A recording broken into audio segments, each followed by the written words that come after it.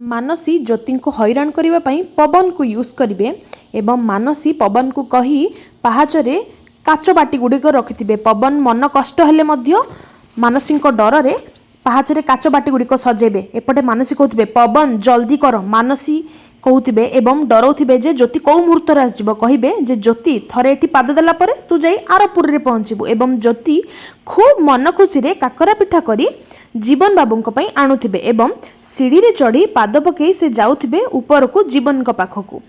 ठीक से बेले तांको पादटी खसीजिब एवं ମାନସୀ खूब खुशी हेबे। किंतु महादेव अछंती ज्योति जेतेबेले ज्योति सीढ़ी रु खसीजिबे तांको बंचाइबे आसी पछपटू जीवन बाबू।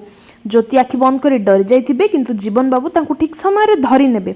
यह देखि ମାନସୀ मन पूरा कष्ट किंतु पवन पूरा खुशी जे तांको भाउजंकु तांको भाई आसी बंचाई देइछंती।